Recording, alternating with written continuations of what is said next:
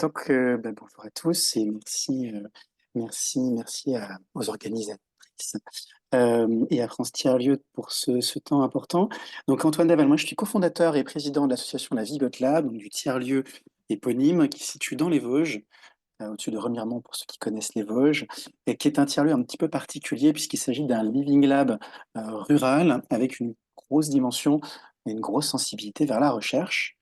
Donc un tiers-lieu un peu particulier puisqu'il est, il s'agit d'une vallée, en réalité, d'une vallée et de son hameau, une vallée de 30 hectares, avec un hameau d'une douzaine de bâtiments. Les slides avancent bien ou pas? J'ai l'impression. Oui, Oui, c'est bon. D'accord.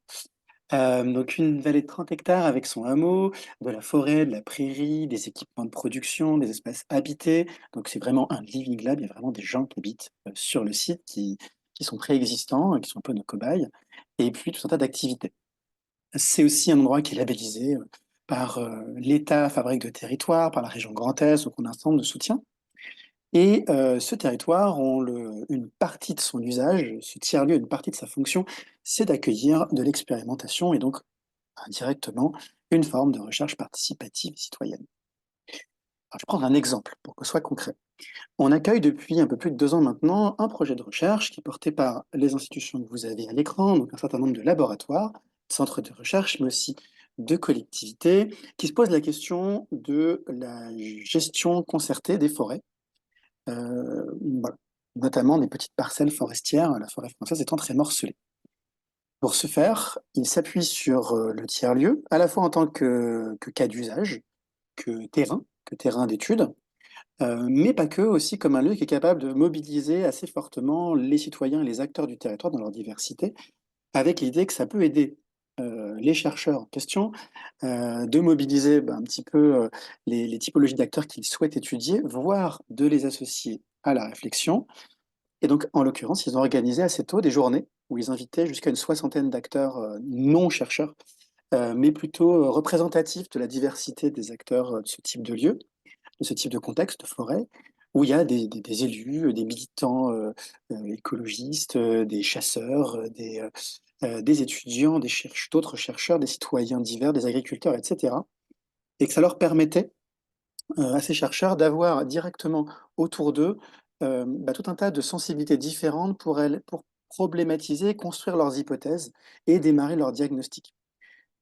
Bien sûr, le chercheur reste en charge, d'un point de vue scientifique, de la rigueur de l'élaboration de ces problématiques, mais il peut avoir des échos, par exemple, un peu surprenantes dans les citoyens, on va avoir le retraité passionné, d'ethnologie qui va avoir une connaissance hyper fine de telle ou telle espèce que le chercheur n'avait pas, ou alors des choses beaucoup plus, qui pourraient paraître anecdotiques, mais très intéressantes quand on veut comprendre des phénomènes sociologiques. Heu, L'habitant qui va juste dire: «Moi, je suis très attaché à cet arbre parce qu'il est joli», et ça, le chercheur n'a pas pu deviner, que ça allait peser dans la décision. Donc se rapprocher tout de suite des acteurs pour l'avoir, dès la phase de construction des hypothèses. Deuxième intérêt que les chercheurs ont trouvé dans l'usage du lieu, ça a été, directement de contribuer aux travaux et aux réflexions.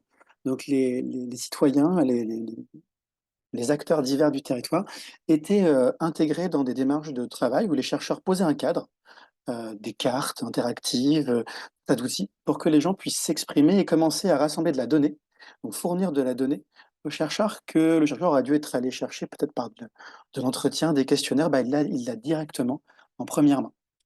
Deuxième ou troisième manière dont le tiers-lieu a nourri la recherche, qui est plus classique, on connaît plus, qui est la collecte de données contributives. Donc là, c'est l'exemple d'étudiantes, en l'occurrence, qui venaient faire des mesures sur le sol, dans les ruisseaux. Elles suivaient des préceptes des chercheurs pour que ça puisse nourrir directement les protocoles qui étaient établis. Et elles captaient de la donnée d'une manière beaucoup plus massive que si on devait détacher un chercheur au quotidien. Et puis enfin, l'intérêt aussi de nos lieux, c'est qu'on est beaucoup par le faire. Là, ça rejoint ce qui a été dit en introduction. Nous, souvent, notre intérêt, c'est pas uniquement de capter de la donnée et de faire évoluer la connaissance, ça va être directement de la faire atterrir dans une forme de prototypage et d'essaimer très, très rapidement les résultats de la recherche avant même parfois qu'ils soient publiés. On va avoir des gens qui vont s'en saisir. Là, c'était le cas. On a eu des débuts de plantation, par rapport aux itinéraires techniques qui étaient, identifiés par les chercheurs. On a pu les mettre en œuvre, très rapidement, quelques mois à peine après. On avait déjà, des familles qui venaient planter des arbres dans le cadre du protocole. Donc ça pourra continuer à être suivi par les chercheurs et en même temps, bah, quand les gens viennent planter, viennent agir, on leur transmet aussi la, les informations, les débuts de résultats de la recherche. Donc il y a un petit côté éducation populaire qui est aussi très très intéressant. Et donc on a comme ça une forme de collaboration gagnant-gagnante entre nous, ça nous permet d'accéder à des savoir-faire, des expertises qui ne seraient pas accessibles sans le monde de la recherche sur des problématiques compliquées de forêt dépérissante, de régénération naturelle un peu difficile à opérer. Donc on bénéficie des apports de la recherche et a priori réciproquement, les chercheurs ont accès à une sensibilité, des types de connaissances qu'ils auraient peut-être du mal à aller chercher sans ça, des lieux, des espaces d'intelligence collective qui sont propices à ces échanges, où il n'y a pas trop de posture. Voilà, les gens se sentent à l'aise avec l'idée légitime, avec l'idée d'échanger avec des chercheurs. C'est pas toujours évident de mettre les gens à l'aise avec l'idée de parler à quelqu'un qui a peut-être bac plus 5, plus 6, plus 7, quand c'est pas le cas de la personne en face. Et puis enfin, bah, on a une transmission, un essaimage très rapide des résultats de la recherche vers le public, qui du coup monte un peu en compétences.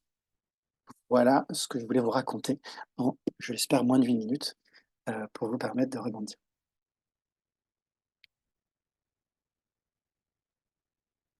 Bon, bah, c'est parfait. Ça a été même plus court que le temps qui t'était imparti. Oh Donc, là là, mais je me suis trop contenu. Parce que je pourrais parler beaucoup plus longtemps. tu vas avoir l'occasion de le faire à la fin avec toutes les questions qui se poseront. peut prendre la question d'ailleurs de Lucille, question d'éclaircissement. Alors, tu peux y aller, je n'ai pas vu.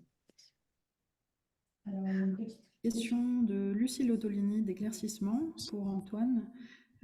Evelyne Loss soulignait les lacunes de financement de la contribution des membres du tiers secteur. Comment le projet de recherche participative présenté à la Vigotte sur la gestion partagée des petites parcelles indemnise-t-il les contributions du tiers secteur? Très bonne question qui est évidemment importante. Alors, bah, en l'occurrence, on a été sollicité par les chercheurs pour intégrer l'équipe dans le cadre de l'appel à projet de recherche. Donc, il y a un bout du budget. De mémoire, je crois que c'est 7 000 euros sur 3 ans. Donc, ce n'est pas des énormes montants, mais ça suffit à financer bah, le temps qu'on va passer à accueillir les acteurs et à animer. Évidemment, ça ne finance pas le temps des citoyens qui viennent contribuer aux ateliers. Leur rémunération, du coup, elle se fait plutôt par l'accès à la connaissance, un petit temps de convivialité, et puis on sert un petit coup à boire quand même. Mais voilà, mais par contre, ça rémunère le personnel du tiers-lieu sur la co-animation. Et ça, je trouve que c'est un modèle intéressant, hein. Il n'est pas interdit. Donc, petit message à nos.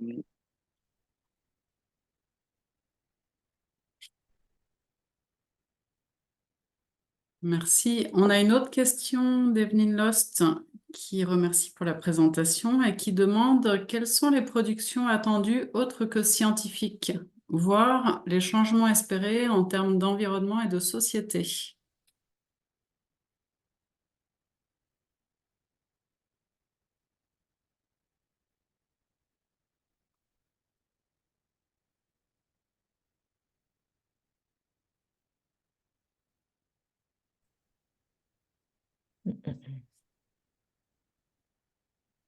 Ah, il y a eu un petit bug apparemment. On dirait qu'on a perdu Antoine. Ça y est, je suis de retour.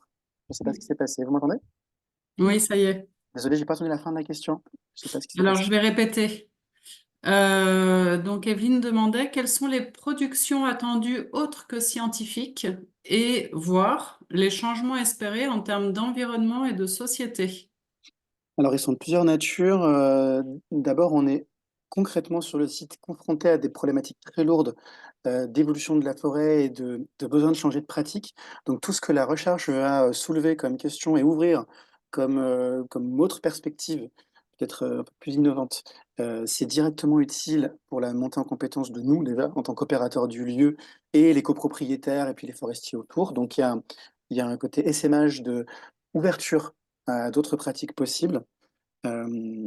Voilà, et donc on met en œuvre, franchement, ces propositions des chercheurs en direct et ça nous améliore la gestion de notre forêt.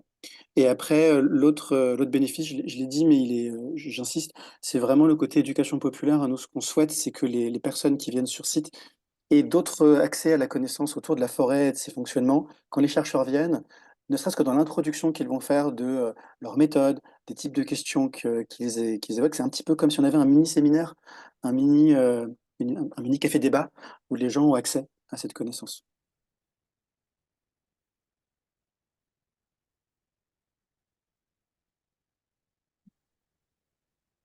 Alors, une nouvelle question d'Ophélie. Pouvez-vous développer ce qu'est le Living Lab et comment, dans votre cas, il a été mis en place? Merci. Alors, on, il y a d'abord deux choses. Donc, le Living Lab, il a été mis en place d'abord par la mobilisation du site habité. Je leur dis, c'est pour ça qu'on dit qu'il est aussi living, c'est qu'il est habité et travaillé. La façon dont on a pu le transformer en un lieu qui accueille de la recherche, ben, c'était plusieurs choses. D'abord, il a fallu structurer une entité différente de celle qui existait déjà sur site pour opérer cette autre fonction finalement de ce territoire.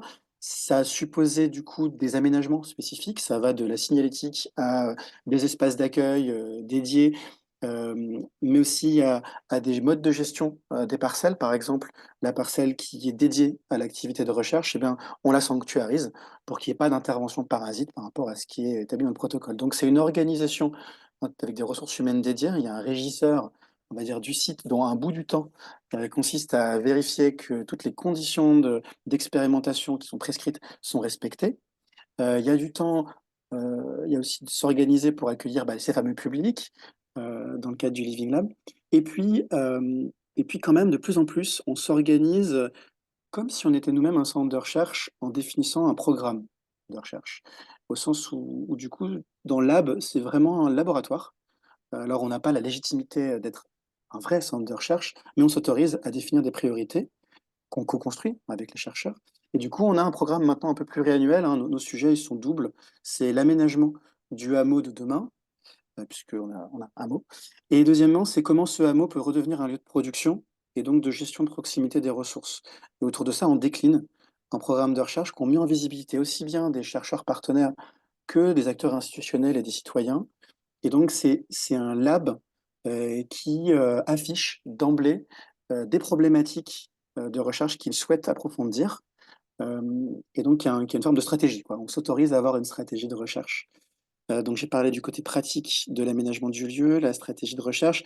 Et après, bah oui, concrètement, ça se traduit par des expérimentations en conditions réelles qui sont accueillies sur le site. Donc, il y en a une dizaine à date, hein. Il y a celle que je viens de vous présenter, mais il y a aussi des démonstrateurs bâtis, notamment de rénovation avec des matériaux en circuit court, des modes de gestion d'espaces mutualisés.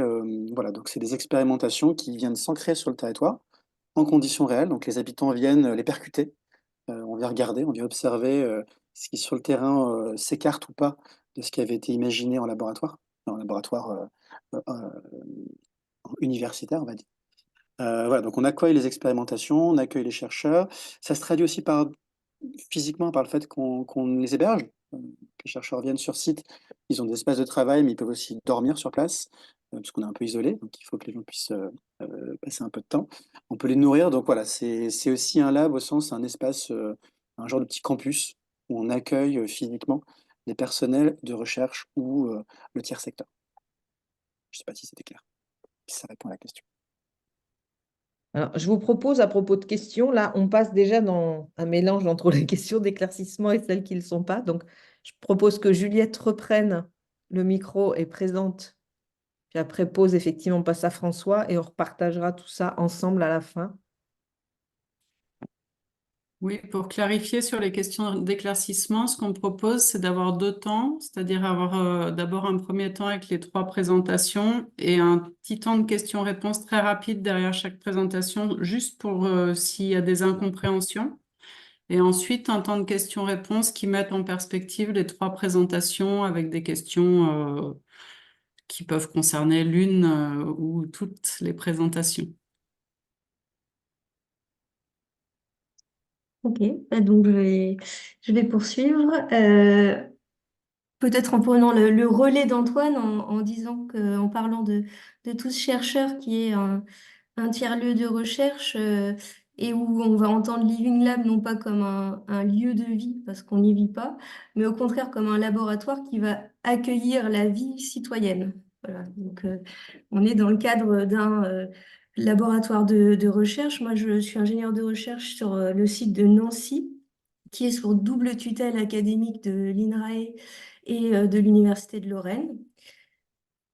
Et en fait, il y a plusieurs sites, parce que Tous Chercheurs, c'est un réseau national de tiers-lieux de recherche qui a débuté à Marseille en 2004 sous statut associatif et qui était sur des thématiques liées à la santé avec des associations de patients.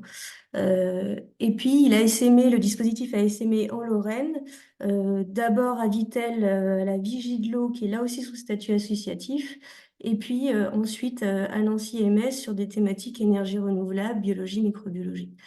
Aujourd'hui, le réseau, il a il se donne trois missions principales qui sont d'ordre éducatif en fait en premier plan, de sensibiliser aux démarches de recherche, de former à la médiation aux nouvelles formes d'interaction sciences-société les chercheurs, mais en particulier les jeunes chercheurs qui sont en formation doctorale, pour aller vers un changement de posture, une nouvelle façon de faire des sciences et recherches participatives. Et donc la dernière mission, c'est d'accompagner le développement de projets de sciences et recherches participatives en se positionnant comme un facilitateur, voilà, entre des chercheurs et en offrant les espaces tiers-lieux, tous chercheurs, pour pouvoir mener ces projets. Alors concrètement, c'est des infrastructures de recherche qui sont ouvertes, qui sont prévues pour pouvoir accueillir du public, avec des espaces de laboratoire où on peut avoir accès à divers équipements scientifiques, des sites expérimentaux quand les thématiques l'imposent, par exemple sur des objets agronomiques. Des espaces de travail collaboratifs dans lesquels va pouvoir se faire la rencontre entre chercheurs et citoyens et où on va co-construire les questions, analyser ensemble les résultats, produire des discussions autour de ceci. Et puis, un espace très important pour que cette rencontre soit possible, c'est des lieux de convivialité, peut-être le côté living du Living Lab, qui va faciliter le changement de posture et le rapprochement avec les citoyens. Et puis, très récemment, je veux dire que c'est aussi des espaces qui sont ouverts, ce sont des espaces numériques qui permettent la rencontre via des applications smartphones, notamment pour des aspects crowdsourcing de récolte de données, mais aussi à des étapes postérieures, une fois qu'on a participé à la collecte de données, pour pouvoir suivre les résultats. C'est dans tous les cas des pédagogies actives qui sont mises en œuvre, hein. On n'est pas dans une posture de diffusion. Et le cœur du dispositif, je dirais, c'est apprendre en faisant. Donc, il s'agit de s'immerger dans le monde de la recherche via des stages sur plusieurs jours, par petits groupes qui forment des petites équipes de recherche, de chercheurs citoyens et de citoyens chercheurs, voilà, qui se mêlent, et avec du mentorat, avec des tuteurs scientifiques dans chaque groupe pour accompagner les projets. Pour faire ça, on développe divers outils de médiation qui facilitent le rapprochement. Ça, c'en est un assez récent qui s'appelle Explicite, mais on pourrait revenir dans les discussions. Très concrètement, il s'agit de faire l'expérience d'une démarche de recherche de A à Z, c'est-à-dire de rentrer par la phase de problématisation, de pouvoir participer aux expérimentations. Alors pour l'instant, c'est essentiellement des approches expérimentales qui sont mises en œuvre, mais il y a une ouverture du réseau aussi aux sciences humaines et sociales. De l'analyse ensemble et puis de la discussion.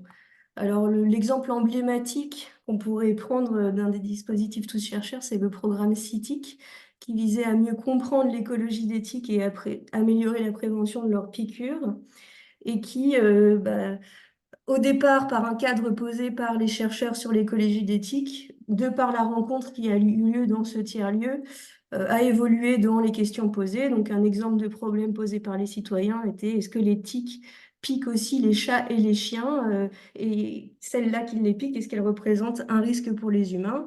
Il y a eu aussi une évolution récente sur les tiques qui piquent dans les jardins, ou encore les tiques qui piquent, c'est difficile à dire, au domicile. Et Du coup, il y a vraiment des protocoles qui ont été adaptés pour mener cette recherche en commun. Et puis des résultats. Alors, Evelyne parlait de plusieurs types de productions. Alors, évidemment, on a des productions qui sont attendues sur le plan social, du développement de l'esprit critique, de l'éducation en démarche de recherche, etc. Mais il y a aussi vraiment une attention particulière qui est portée à la qualité, entre guillemets, recherche des connaissances produites qui entrent dans le cycle classique de la recherche derrière. Donc, il y a différents niveaux d'implication possibles des citoyens. C'était un peu ce que rappelait Evelyne, mais on peut simplement signaler des piqûres, envoyer des tiques qui nous ont piqués ou s'immerger dans la démarche de recherche, participer à la problématisation, etc., sur des formats de stage plus longs. C'est un cercle vertueux à bénéfice réciproque, puisque je disais, du côté recherche, il y a eu énormément de contributions à la production de connaissances scientifiques via ce programme, avec des outils d'évaluation classiques comme des publications. Voilà. Ça a été aussi reconnu par le prix de l'enseignement supérieur et de la recherche pour un programme de sciences et recherche participative. Il y a eu de très nombreuses formations, des retombées sur le plan de la formation professionnelle et de la prévention sur les territoires, des développements en appui aux politiques publiques sur des logiques de prévention liées aux piqûres, liées aux tiques, et puis côté citoyen, des changements dans la façon d'envisager la nature des réponses ou des non-réponses que va apporter la science à une problématique. Voilà. Donc voilà, je vous ai très rapidement présenté ce nouveau type de tiers-lieu qui lui est vraiment par contre encore ancré dans la recherche, mais qui vise à produire, à faire de la recherche autrement et à produire de nouveaux types de connaissances. Voilà. Merci On peut beaucoup, prendre les Juliette. questions d'éclaircissement. Et on a une déjà d'Evelyne qui te remercie pour cette présentation et qui demande en fait si, à l'image des boutiques de sciences, les acteurs du TSR pouvaient accéder en fait à tous chercheurs pour porter leurs propres problématiques. On l'a pas encore fait, c'est-à-dire que pour l'instant, c'était toujours porté par des chercheurs qui avaient une thématique. Dans les évolutions possibles, c'est tout à fait, ça serait peut-être envisageable. Ça va être limité par contre par le fait que, comme Evelyne le précisait, ces tiers-lieux, ces facilitateurs, il y a des questions de financement qui se posent. C'est une structure qui est encore petite et donc ça voudrait dire, oui, avoir des moyens pour pouvoir le faire. Mais sur la philosophie, oui. Ouais.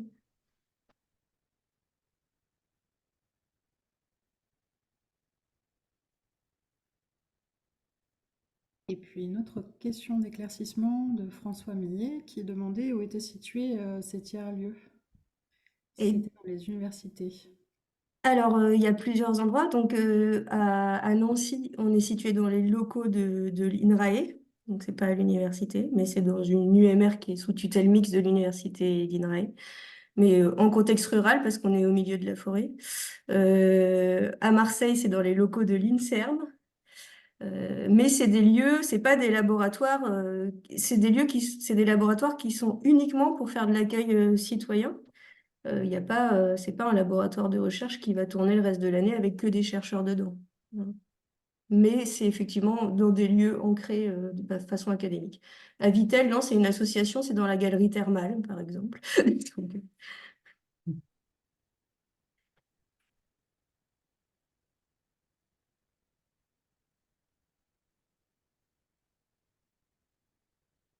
Euh, une autre question de Florence Siena qui demande quels sont les services des institutions qui portent ces programmes. ouais. Est-ce que c'est les institutions qui portent les programmes? En tout cas, puisqu'il y a des statuts différents dans le réseau Tous chercheurs, c'est un peu difficile à dire. Pour le site de Nancy, où c'est sous statut INRAE, on va bénéficier de tous les services gestion et logistique de l'Institut. Donc, pour justement, dans la gestion des contrats, des appels à projets, donc on bénéficie un peu de la machinerie logistique et administrative de l'Institut. C'est déjà un gros point facilitateur. Merci.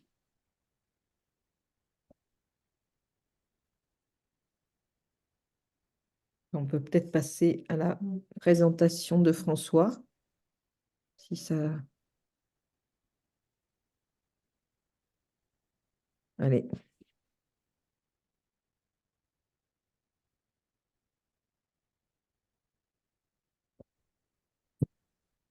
Normalement, ça s'affiche bien pour tout le monde. Je vois des hochements de tête, donc c'est bon. Bah, écoutez, bonjour à toutes et tous. Bon, c'est difficile de passer après toutes ces présentations, il faut que je fasse aussi bien. Donc effectivement, moi je suis François Millet, je suis donc salarié de l'association Relais de Sciences qui a créé un lieu qui s'appelle Le Dôme, donc qui est un tiers-lieu dédié à la recherche participative et l'innovation populaire. Donc je suis directeur des projets sciences et sociétés au niveau de ce dôme. Pourquoi projet Sciences et Société? C'est assez récent, puisqu'en fait, il se trouve que le dôme est co-labellisé avec l'Université de Caen, Sciences avec et pour la société. Je crois qu'on a un cas unique en France d'association collab avec une université sur ce label du ministère.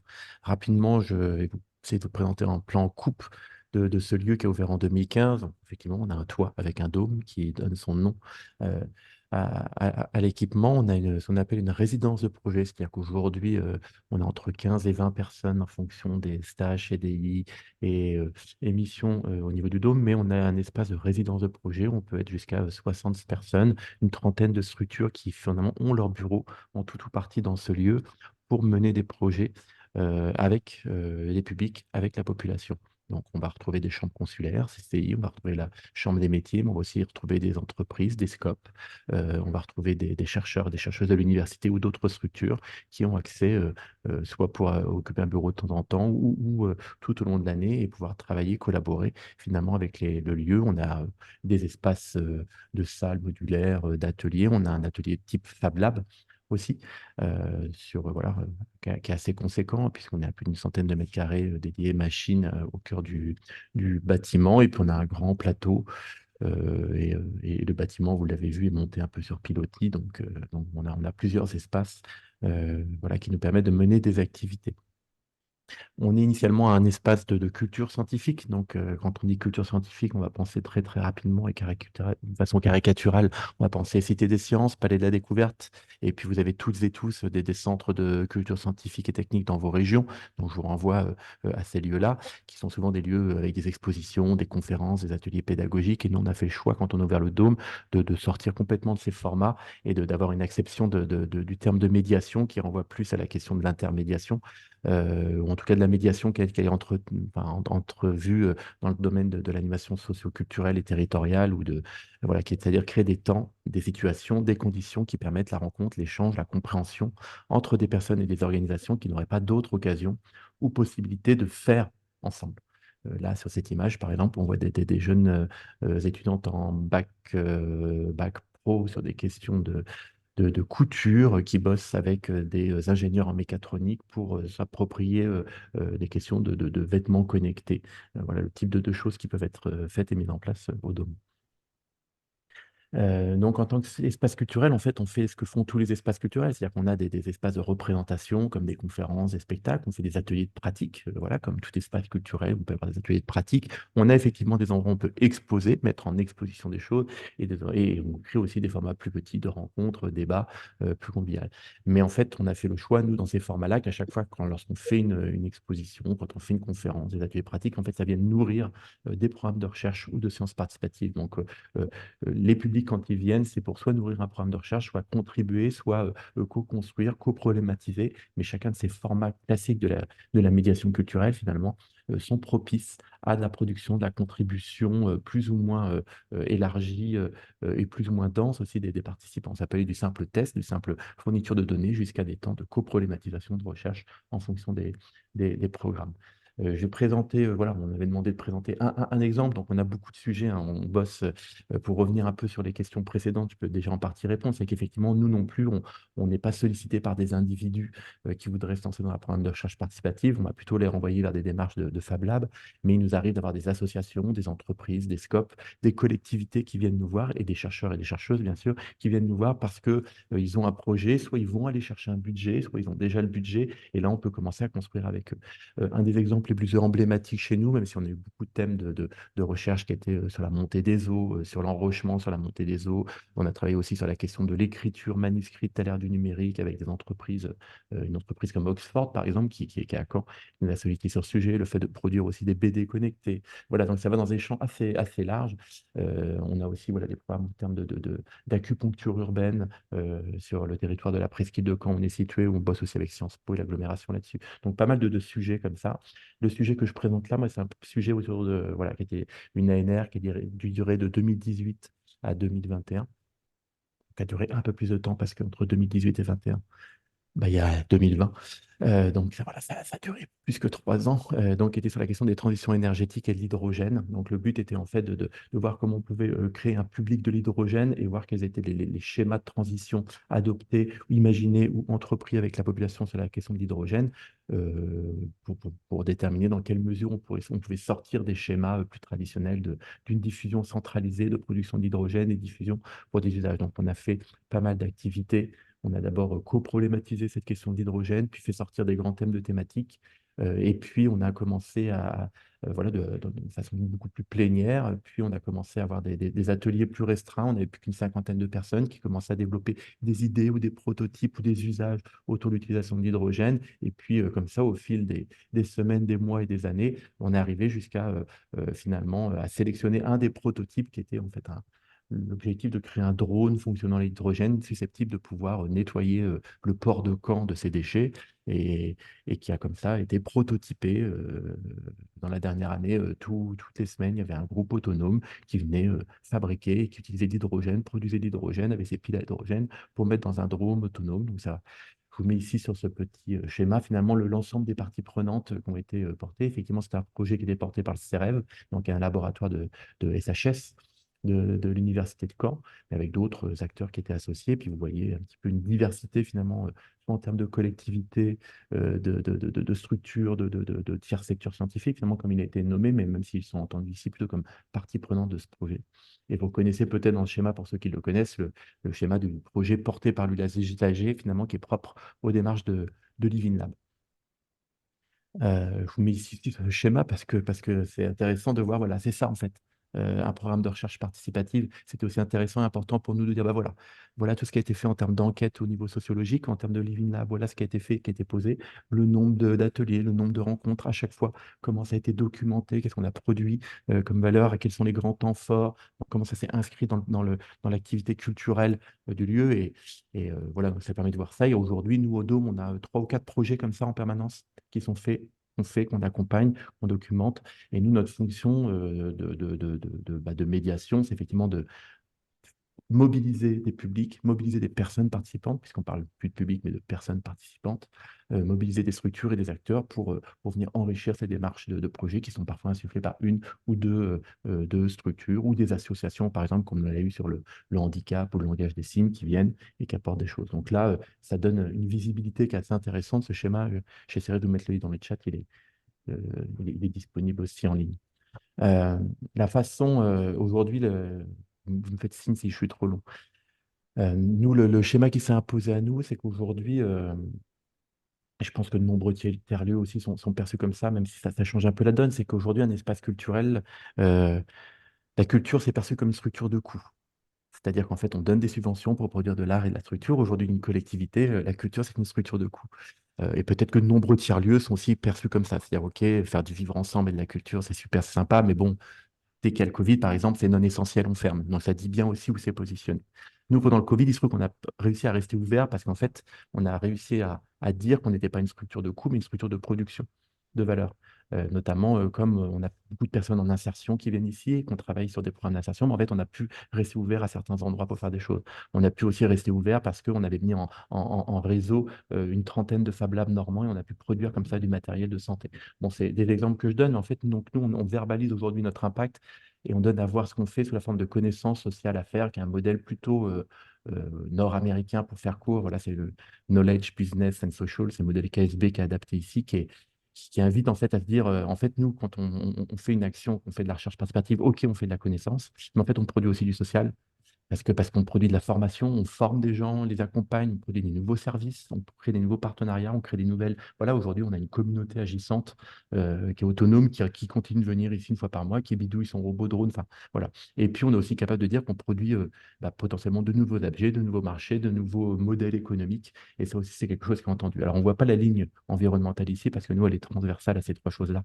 Et à chaque fois, on n'a pas voulu dire mettre de côté qu'est-ce qu'on produit en termes de valeur écologique ou environnementale. Voilà l'exemple de documents qui peuvent être produits de façon très, très précoce. C'est-à-dire que ça, voilà, ça c'est au début, quand on fait les premiers ateliers en début de programme, on a quelques idées et nous, on est capable de documenter, synthétiser, dire, et voilà tout ce qui a été imaginé en espace de 2 heures, de ce que les gens imaginent sur qu'est-ce qu'ils voudraient faire avec de l'hydrogène demain. Encore une fois, c'est tout ce que je mets là, je pourrais vous mettre un lien, tout est documenté. On crée ce qu'on appelle des carnets de recherche participative où on documente toutes les activités au fil de l'eau, on reproduit les scénarios et on les met ici.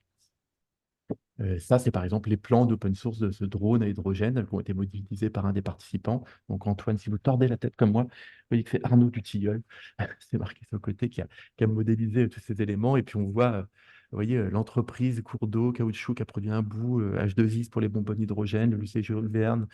Donc on voit aussi qu'un projet comme ça qui est unique, c'est aussi plein de personnes aussi sur le territoire canet et aussi normand qui ont apporté leurs petites briques. Et l'objet, en fait, finalement, devient un objet symbolique aussi de, d'un projet collectif, quoi, traduit aussi la capacité du collectif à produire des choses ensemble et à transformer le réel, quoi. Et puis voilà, on est très attentif, nous, effectivement, à dire, voir, voilà, ça veut dire combien de personnes sont venues voir ce qui se passait. Bon, bah voilà, on a plus de 1000 personnes qui ont participé à un moment ou à un autre, à une conf, qui ont vu un bout d'expo, un bout de truc, des personnes qui sont venues tester des dispositifs, et on voit comme ça qu'effectivement, en termes de gouvernance et pilotage, on est plutôt à 14 personnes. Mais que derrière, ça draine énormément de personnes et nous, on utilise, voilà, on voit aussi ici des open badges pour permettre aux personnes de se reconnaître. Les open badges, pour faire très court, c'est comme l'autocollant non à Notre-Dame, voilà, à l'aéroport de Notre-Dame-des-Landes qu'on peut mettre derrière sa voiture. Mais là, c'est un truc qu'on met sur son CV ou sur ses réseaux sociaux pour dire, bah, moi, je fais partie du projet, ou moi, j'ai été formé à, ou moi, je suis compétent là-dessus. Ça permet aussi aux personnes qui le souhaitent de se reconnaître aussi des initiatives, des engagements, des compétences ou la participation des communautés. Et je pense que je m'arrête là-dessus. Merci François. Bon, donc là, il y a un certain nombre de questions qui sortent. Alors, je vais les regarder en même temps. Ben voilà, là, je sais pas, je pense que Caroline et Delphine Oui, vont voir. déjà, une demande, merci beaucoup François. Il y a une demande, est-ce que ce sera possible de mettre le lien de l'infographie et puis des différents éléments présentés dans le chat pour que les participants puissent y accéder? Bien sûr. Donc, je fais ça en Merci. même temps que j'écoute les prochaines questions. Oui. La présentation aussi. Peut-être qu'on peut commencer par une question de Julien Marie, qui était destinée à Antoine pour la Vigotte, qui demandait en quelques mots, car il imagine que ça pourrait demander des heures, ce qui distinguait, selon Antoine, donc un living lab en contexte rural d'un living lab en contexte urbain. Est-ce que le living lab est explicitement conçu comme un outil de revitalisation, de rebond territorial? Alors, c'est amusant parce qu'on était sur une table ronde la semaine dernière avec l'ERPI, le laboratoire ERPI, qui nous mettait dans la table ronde avec 3 autres Living Labs très urbains européens. Et du coup, on a testé cette question en live il y a 5 jours. La conclusion, c'était qu'on partageait beaucoup de choses en termes de logique d'approche, de comment on imaginait le lien à la science, le lien à l'innovation, le lien à l'humain, aux habitants. On avait un peu les mêmes problématiques. Avec quelques spécificités, le côté rural, Bon, il se traduit par le fait que l'emplacement est rural, donc ça on comprend. Après, sur le fonctionnement, il y a un temps entre le moment où on pose les problématiques, le moment où on démarre la recherche et le moment où il y a de premiers résultats, de premières actions qui est beaucoup plus court sur la ruralité a priori. On a beaucoup moins d'intermédiaires dans les partenaires, hein. Je ne sais pas s'il y a besoin de discuter avec un élu, il suffit de traverser alors pas la rue, mais la forêt, et il est en face. Donc il y a plein de choses qui se raccourcissent. Il y a aussi le fait que les gens sont tout le temps présents, pas loin. Alors loin en distance, mais pas loin en termes de. Quand on est 250 sur le village, c'est le cas du Girmont-Val d'Ajol, il y a une proximité humaine qui est très forte, qui fait que tout ce qui se passe sur le Living Lab est très vite connu, approprié par la population, et donc ça sédimente plus vite, quoi. Voilà. Donc ça, c'est une grosse différence, pas une grosse différence, c'est une différence qu'on a un peu ressentie sur les projets peuvent avancer des fois d'une semaine sur l'autre, ça peut aller assez rapidement. Je dis ça, mais en même temps, quand j'écoutais la présentation juste avant, on voit très bien que dans l'urbain, on peut aussi aller très très vite, hein. Le drone à hydrogène était un bon exemple. C'est peut-être plus lié au côté tiers-lieu qu'au côté rural. Voilà, il y a aussi bien sûr le lien au vivant. Alors là, pour le coup, c'est très très différent. On voit que toutes les thématiques qu'on va aborder sur notre Living Lab est directement liées, les innovations et les questions à la science vont être très très liées systématiquement aux sciences du vivant. Ça, c'est intéressant parce qu'on parlait de la triple hélice qui deviendrait une quadruple hélice demain des sciences participatives. Nous, on croit beaucoup à la quintuple hélice, qui est aussi d'avoir du non-humain autour de la table dans les réflexions. Et quand on se pose des questions de transition écologique, en réalité, on a très vite des questions de et que dit notre sol et la vie du sol, que dit l'eau, que dit la biodiversité, que dit l'écosystème. Donc ça, quand on est en living lab rural, ça prend très vite de la place. Très très vite de la place, et en urbain, on pourrait le traiter, mais c'est forcément un peu plus théorique. Voilà, je pense que c'est déjà une partie de la réponse. Il y avait deux questions dans la question. Il y avait le côté rural, et puis le deuxième, c'était la fin de la question. La fin de la question, c'était le Living Lab est-il explicitement Ah oui. conçu comme un outil de revitalisation, de rebond territorial? Oui, la réponse est clairement oui. Alors c'est comme ça qu'on est perçu et qu'on s'est présenté à nos collectivités d'ailleurs. Euh, c'est peut-être aussi une spécificité où on est dans des endroits où un mot sur le modèle économique de nos lieux, on ne peut pas compter sur le soutien de nos collectivités locales financiers, parce qu'elles n'ont pas déjà assez de moyens souvent pour assurer leur propre fonctionnement. Et donc l'interaction, la perception est assez inversée à certains lieux qui sont portés par les collectivités ou en direct. C'est que nous, on est plutôt un endroit qui vient contribuer à l'ingénierie du territoire.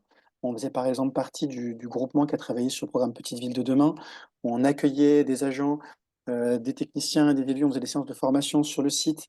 On mettait à disposition les résultats de la recherche sur l'évolution du hameau aux études d'urbanisme, d'évolution, de revitalisation du territoire. Et puis enfin, on développe des actions de productivité locale, relocalisées, qui ont vocation à être essaimées sur le territoire et donc contribuer directement à la revitalisation. Donc oui, on est un objet qui est vraiment perçu comme ça et nous-mêmes, on y croit beaucoup. On pense que c'est vraiment des outils qui pourraient être démultipliés hein, sur les territoires ruraux comme des objets de revitalisation.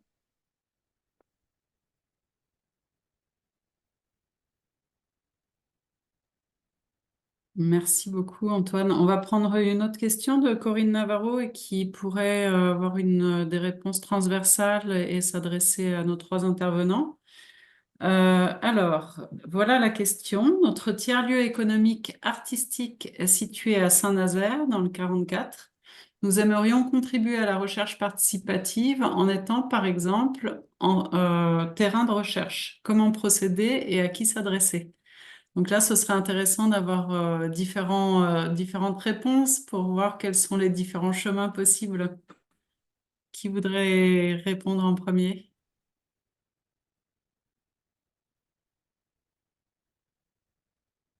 Moi, je veux bien commenter, mais pas répondre. Ok, Marie-Evelyne, très bien. Merci. Non, j'ai fait la réponse dans le chat, mais bon, je vais la faire. Alors, j'ai déjà une petite observation, c'est que si on est terrain de recherche, on n'est pas acteur de recherche participative. Bon, il y a effectivement beaucoup de recherches, de chercheurs qui s'intéressent à comment fonctionnent les tiers-lieux, qu'est-ce qu'ils fabriquent, tout ça. Et donc là, vous êtes effectivement terrain de recherche. Si vous voulez faire de la recherche participative, eh ben, il faut soit apporter des problèmes à des chercheurs et leur demander donc des problèmes de la communauté du tiers-lieu, et les demander aux chercheurs d'y répondre ensemble, hein, donc de vous aider à construire une problématique de recherche. C'est ce que François a donné en exemple. Et vous pouvez aussi accueillir des chercheurs qui seraient porteurs de leurs questions de recherche et qui auraient besoin de citoyens, soit de main-d'œuvre, soit pour les aider à formaliser. C'est un peu les exemples qu'ont donné Antoine et Juliette, les deux autres tiers-lieux. Voilà. Donc ça dépend ce que vous voulez faire. Merci, Evelyne. Il y a François qui voudrait aussi partager un élément de réponse.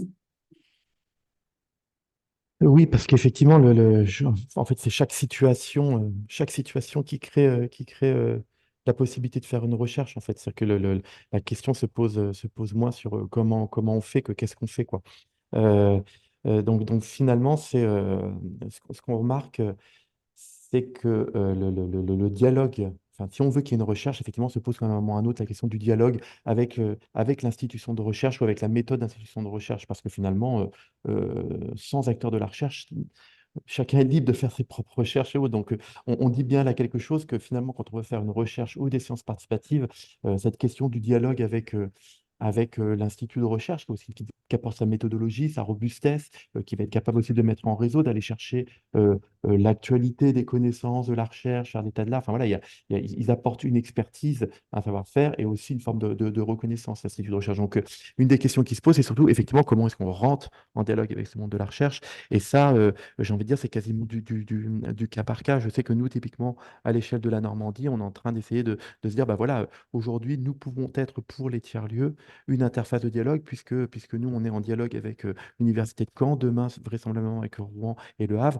Donc, les tiers-lieux qui souhaitent finalement s'adresser au monde de la recherche, trouver des équipes de recherche ou apporter des problématiques qu'ils ont, ou dire, bah voilà, effectivement, nous, on a ça, ça, ça, ça, ça. Est-ce que ça intéresse quelqu'un? Nous, ça peut être intéressant. On peut jouer cette interface-là, on peut le faire à plusieurs. Et je crois qu'il y a enfin voilà, je retourne aussi la question vers les collègues voilà, de se dire comment, comment se joue l'interface, comment se joue le routage finalement par rapport à ces projets qui arrivent. Et pour conclure, c'est-à-dire il faut quand même, je pense qu'il faut arriver en connaissant quels sont les moyens qu'on est prêt à investir. Parce que sinon, on va beaucoup avancer. Donc ça, en général, c'est ça. Ou alors, il faut arriver en ayant identifié un appel à projet dans ces réseaux, en disant, mais est-ce que ça ne peut pas donner lieu à la mise en œuvre? Parce que la réalité, parfois, c'est en déposant ensemble un dossier. Parfois très anecdotique, hein, mais en fait, qui fait qu'on va commencer à se parler, qu'on va commencer à voir, qu'on va commencer à se dire comment est-ce qu'on peut faire de la recherche ensemble. Donc, il faut trouver l'objet, parfois prétexte, qui crée une première condition, un premier temps, et après de voir si ça génère des boules. Voilà, quelque chose un peu effet rebond. Ah, Merci. Antoine? Oui, je veux bien. Alors moi, je vais apporter un petit témoignage parce que du coup, dans notre lieu, on a aussi une petite activité culturelle et artistique. Et récemment, on a lancé et accueilli une artiste. Enfin, elle commence là en résidence, en création en résidence. Et alors, pour monter une visite dansée. Une visite dansée qui va se projeter dans la nature et qui va venir observer les phénomènes et les traduire par une chorégraphie. Voilà, je n'en dis pas plus, c'est une compagnie qui s'appelle Calicarpa et ça, on a hâte. Toujours est-il que dans cette démarche qui a l'air au départ purement artistique et culturelle, ben, on s'est rendu compte que dans sa démarche, cette artiste, elle allait, dans le cadre de ses résidences, venir observer des phénomènes, par exemple les acteurs de la forêt, le bûcheron, le sylviculteur, elle va aller regarder leurs mouvements, elle va aller regarder ce qui va pas, ce qui va bien, elle va aller regarder aussi le vivant, l'arbre scolité qui est pas bien, le sol, etc. Et elle va l'intégrer dans ses mouvements. Et en fait, dans cette manière de discuter, il se trouve que comme c'est un tiers-lieu, forcément les gens se rencontrent, et elle rencontre, quoi, je rejoins ce qu'on disait juste avant, elle rencontre une chercheuse qui travaille sur la pédologie, le vivant du sol. Et en échangeant, l'artiste se rend compte que cette chercheuse est une super source d'inspiration, et que pour caricaturer un peu, elle pourrait très bien dans ses chorégraphies venir chercher le mouvement du ver de terre. Et qu'en même temps, la chercheuse voyait que à travers cette sensibilité, elle allait pouvoir aller chercher des aspects des phénomènes qu'elle étudie, qu'elle ne sait pas capter en fait par sa manière de décortiquer, d'observer. Elle n'a pas le même regard au fond que l'artiste. Et donc l'artiste pouvait, par son regard un peu pas de côté, venir enrichir la capacité de documenter le vivant du spécialiste, de l'expert du vivant. Et donc, voilà, cette petite anecdote, elle nous a montré que il pouvait y avoir une vraie collaboration efficace et intéressante entre l'artiste et le chercheur, même sur le fond de la recherche. Et qu'en plus de ça, on imagine bien que l'artiste va être un très bon vecteur de diffusion des résultats de la recherche, qui vont aller au-delà du document et de la connaissance vers du sensible. Tout le côté, on sait bien que par les temps qui courent, il y a de la défiance aussi vis-à-vis de la science, et donc tout ce qui passe par d'autres vecteurs que de la théorie, au fond, va aider. Et puis peut-être un dernier point, c'est que du coup, pour voir jusqu'où ça peut aller sur comment on le met en place, cette artiste, elle a même essayé avec sa compagnie de déposer, ça c'est pour montrer les difficultés auxquelles vous allez être confrontés, mais c'est pas grave, on va trouver des solutions. Elle a voulu déposer dans le cadre de ses financements dans ces financeurs publics de la culture et de l'art, elle a essayé de déposer un projet dans lequel elle mettait en avant une démarche de recherche.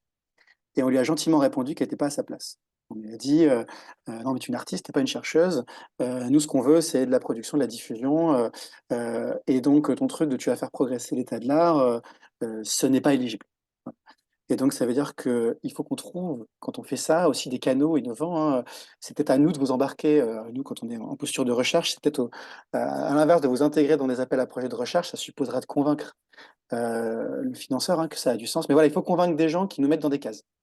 Mais sur le fond, c'est super intéressant. Pardon, j'étais un peu long. Merci beaucoup, Antoine, pour ce partage très riche. Juliette aussi voulait répondre à cette question. Ouais, ça va bien enchaîner sur l'histoire des cases pour le faire parce que je trouve que ça pointe une phase oubliée de ce maillage science-société qui est la phase amont de la rencontre et où effectivement on peut attendre les tiers-lieux comme des espaces facilitateurs de la rencontre, sauf que cette phase-là, elle est rarement financée.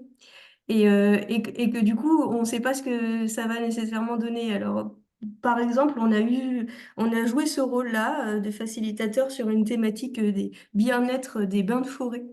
Et en fait, on avait des praticiens des bains de forêt qui nous ont dit, bah, nous, avec la recherche, on va montrer les bienfaits des bains de forêt. Et en fait, on se dit, bah, qui on met autour de la table, comment est-ce qu'on les amène dans une démarche de recherche qui n'est pas on va montrer les bienfaits d'eux, mais on va poser une question de recherche, etc. Donc il y a eu tout un travail pour faire ça et se situer en amont d'une éventuelle recherche en commun.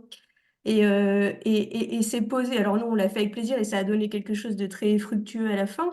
Mais j'allais dire, on l'a fait quelque part à titre bénévole parce que c'est une étape qui est invisibilisée dans un processus de rencontre et se pose à un moment donné le modèle économique derrière, quoi. Voilà.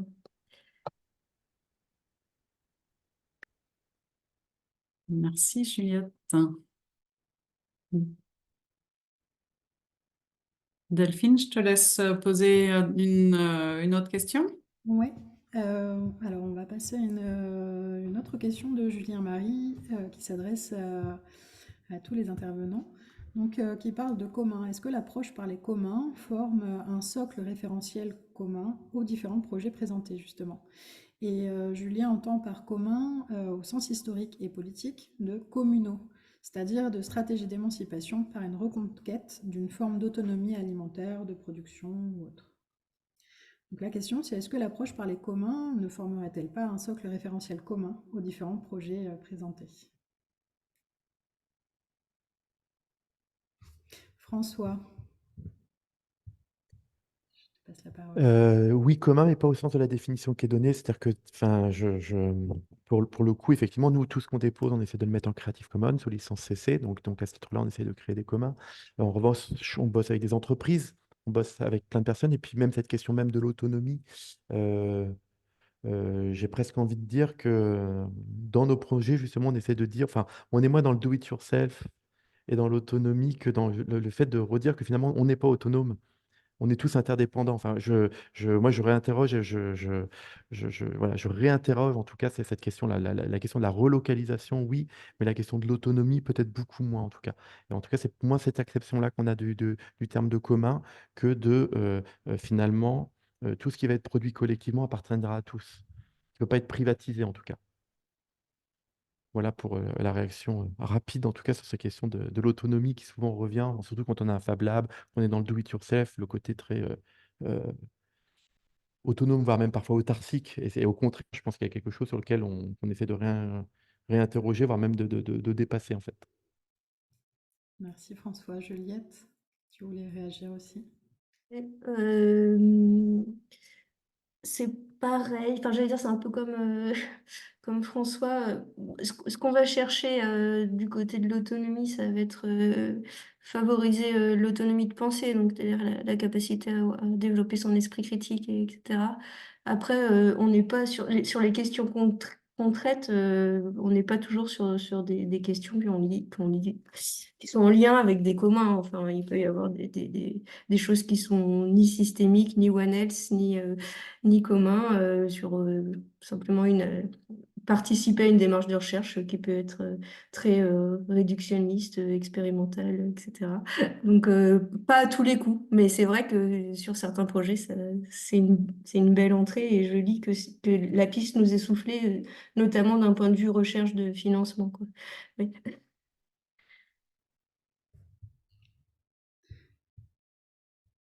Antoine, oui. Alors, pour nous, c'est un mot et un concept, et même la définition qui est portée qui fait beaucoup écho. Je ne l'ai pas dit, mais c'est comme François, on documente en open source nos résultats au fur et à mesure. Euh, donc, on crée des communs. Par ailleurs, un des sujets même fondateurs de la Vigote, c'est la notion de relocalisation d'une partie de la production sur le territoire rural et sur le petit maillage, notamment à l'échelle du hameau et de ses vallées de ressources. Donc forcément, ça nous parle beaucoup. Et, et même sur le fond de la recherche, on est en train de monter un programme.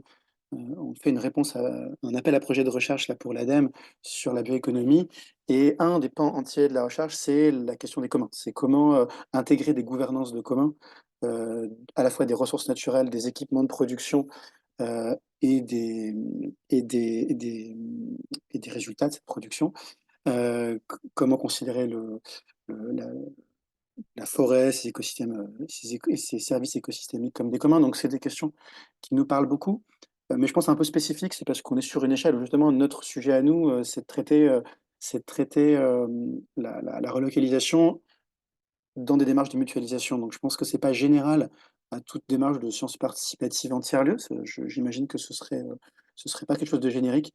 Je pense qu'on va tous retrouver l'idée de, on vient quand même pas beaucoup faire chez nous de la recherche industrielle totalement privée. Ça aurait peu d'intérêt, d'ailleurs, à l'industrie de le faire chez nous. Ça serait pas facile à faire parce que maintenir de la confidentialité dans nos lieux, c'est pas gagné. Donc je pense que par définition, on vient quand même nous chercher sur. Puis d'abord, quand on fait de la participation, hein, en général, c'est qu'on a un minimum d'ouverture, on a les données sensibles sont pas, même si on peut sûrement lier les deux, c'est pas le plus simple.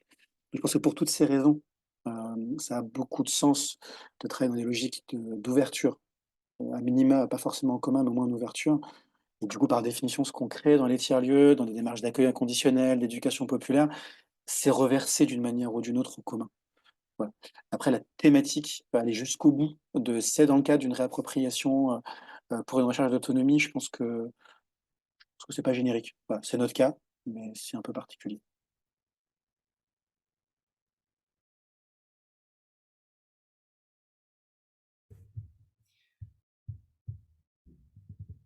Et alors, pour compléter, est-ce que Simon, qui a mis un commentaire, voudrait prendre la parole?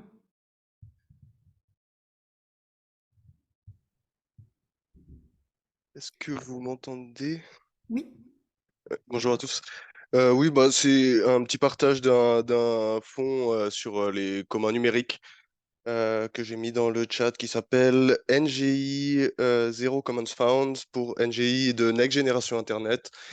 Et en fait, voilà, c'est un financement à vocation européenne, donc sur du fonds Horizon Europe et qui vient financer tout type de projet à seule condition qu'ils vont être mis sous ressources libres, ouvertes. Et donc, voilà, c'est des financements, comme je dis, de 5 000 à 50 000 euros, avec possibilité, en fonction des projets, de monter jusqu'à des montants à 500 000 euros si c'est vraiment des choses voilà, qui sont pertinentes. C'est un peu un premier financement, en fait. Et c'est des dossiers qui sont assez légers. Enfin voilà, c'est pas des monstres trucs que je pense comme du. J'en ai jamais fait personnellement des gros dossiers de financement de recherche, mais c'est aussi, ça a vocation aussi à par exemple financer des citoyens. Voilà, donc des petites organisations, des choses comme ça. Donc c'est pas. Voilà, c'est fait pour être assez léger et accessible. Donc voilà, c'était un petit partage Merci. de ce financement-là.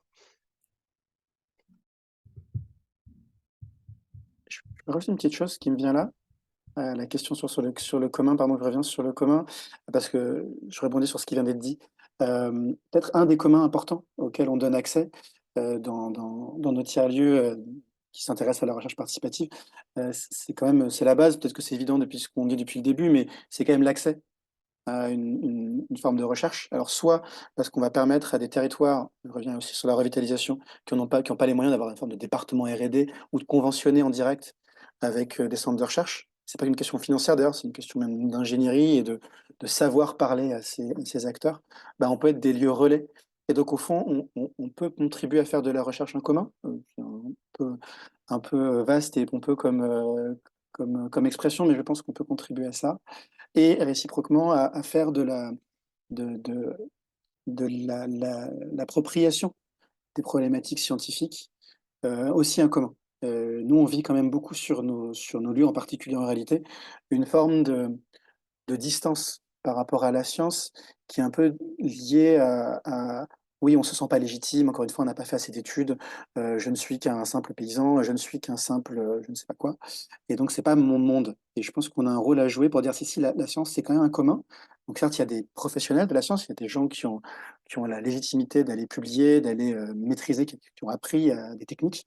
Mais néanmoins, on devrait tous se dire, on a le droit d'aller lire une publication scientifique, on a le droit de venir discuter avec un chercheur, on a le droit de poser des questions à la science, on a le droit d'aller chercher la connaissance. Et voilà, il n'y a pas deux mondes qui se séparent. Et je pense que c'est une contribution importante qu'on peut avoir.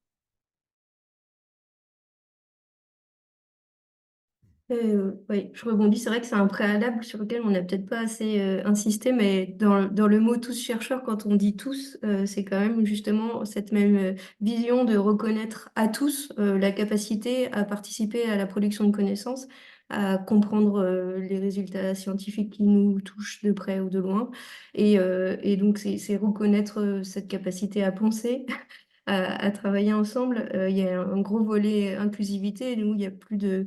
C'est quand même une dimension scolaire au départ, tous chercheurs, où c'était l'accès aux sciences pour tous les scolaires. Donc, il y a plus de 10 000 élèves qui sont venus et nous, on est en zone rurale, donc on est au milieu de la forêt, pour des publics géographiquement éloignés de la science et culturellement éloignés de la science. C'est donner accès aussi, alors sans vouloir faire des études de genre, mais on a une vraie question autour des femmes en sciences et on voit que des dispositifs comme ce tiers-lieu changent vraiment le rapport qu'on peut y trouver, la dynamique de groupe quand les classes viennent sont plus du tout les mêmes après. Donc, on est en train de faire toutes des études pour évaluer les retombées, mais donc on a un gros axe inclusivité des publics. Et voilà.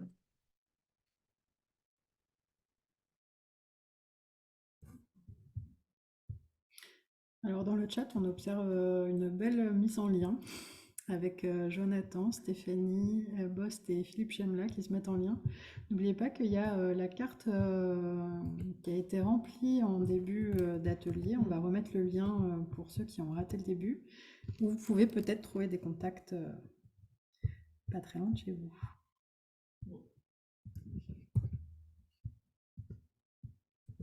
Il y a eu une autre question aussi de Florence Siena qui a été posée tout à l'heure, à laquelle Juliette a déjà répondu, qui demande quels sont les services des institutions qui portent ces programmes. Donc peut-être que François, Antoine, Evelyne, vous avez envie d'apporter un regard complémentaire. Je ne comprends pas la question. Est-ce que les services... Ah pardon, bah, Antoine a levé la main. Vas-y, Antoine.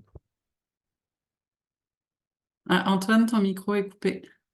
Alors, je ne sais pas si je l'ai compris du coup correctement, mais d'abord, qui pose la question juste pour comprendre d'où vient, quel type d'acteur?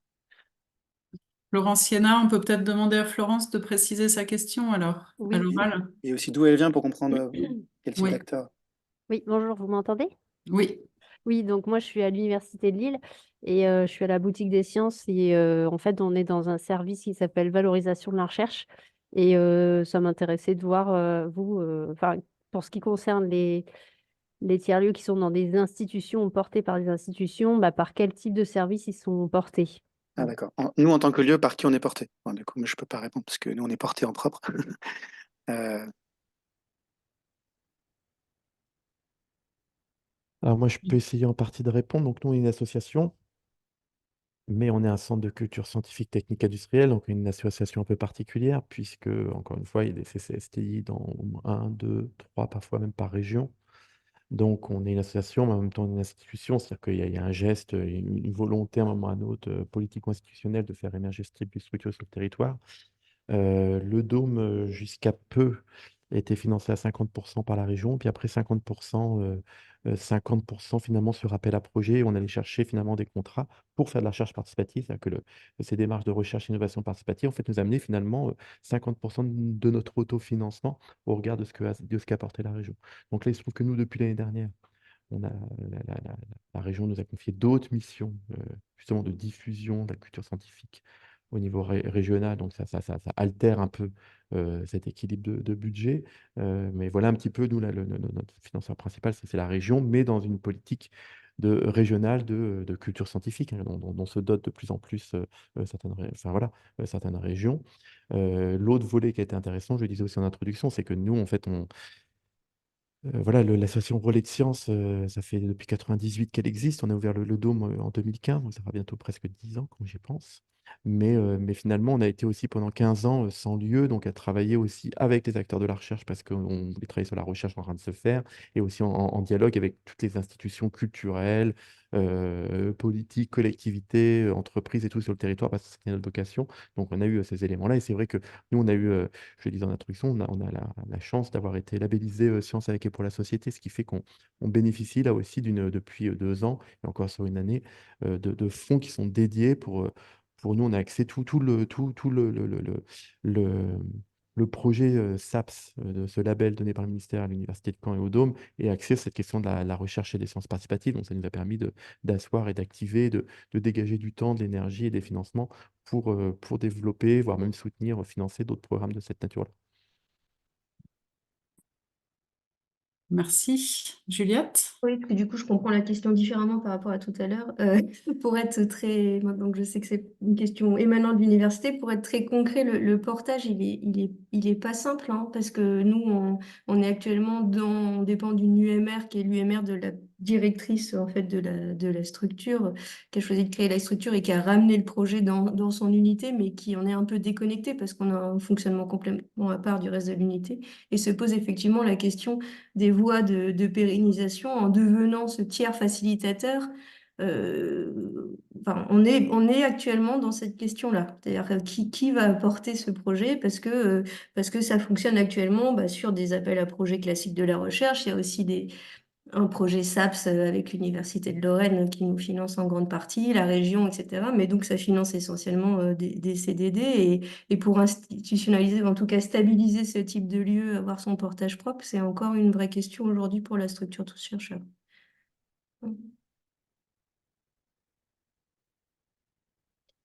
Ok, merci Juliette. D'autres regards sur cette question ou c'est bon?